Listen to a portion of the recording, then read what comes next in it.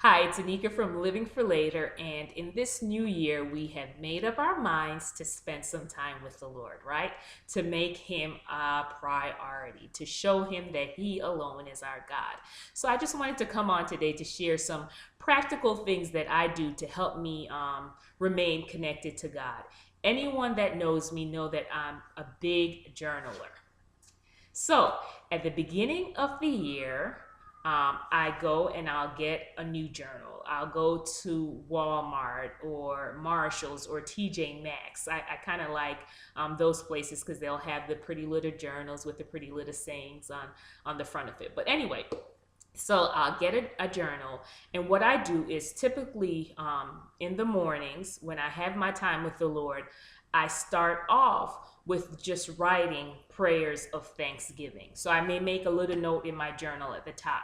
First, I put the date, and then I'll just say something like Thanksgiving. And I stop and I force myself to think about something that the Lord did the previous day that was just a blessing to me. And I have to tell you, when I write it down, it helps me to be mindful of how the Lord is moving. And sometimes as I'm writing, I'll go, oh, I forgot he did this as well yesterday. He did this. He answered this prayer. So I'll write it down, and it just really kind of helps to set the stage for the rest of my devotion, right? The scripture says that we're to enter into his gates with thanksgiving and enter into his courts with praise. So just jotting it down, and sometimes as I'm writing, I may verbally give prayers of thanks. So after I write it down, the next thing that I do is I'll just write the words prayer, underline it, and below I'll write down my prayer request for the day. Sometimes it's the same ongoing prayer request. Other times, it may be something that somebody texted me to say, hey, can you pray for me? And I write that down to kind of help to focus my prayer time. Now, of course, I give room for the Lord to move when I actually go to pray, but this kind of helps to give me some structure. So after I write these things down, I like to have my Bible study before I actually jump into prayer, because I find that having my Bible study first kind of helps to guide and direct my prayers. I may read a story that says, oh Lord, this is how I really need to live today. This is what you're requiring of me. For example, I've been reading in the book of Ezekiel. So this morning I was reading about how God told Ezekiel, listen, I'm sending you to a rebellious people, but you still have to proclaim what it is that I am giving you to say.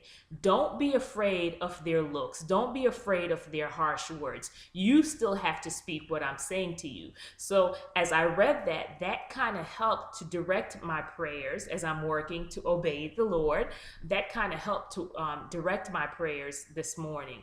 Father, help me to not be afraid of their faces. Help me to eat your words and to proclaim your words and to not be afraid of their faces. So again, I tend to like to do my Bible study before I jump into prayer for that very reason. It helps to frame my prayer. And it's amazing to me because sometimes you get some revelations as you're studying the word, and then when you go to pray, it's like, oh my goodness, Father, there's so many connections here, and it just makes it a lot deeper. Now, I have to say, and I've mentioned this in a previous video, I have 6 young children.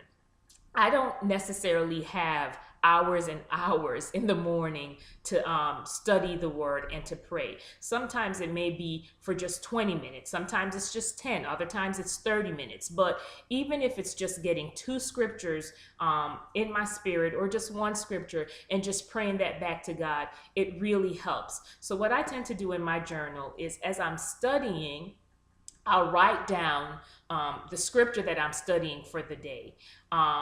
And I will just kind of put bullet points of different things that the Lord has revealed to me concerning those specific scriptures. And I know this sounds really lengthy, but it's not.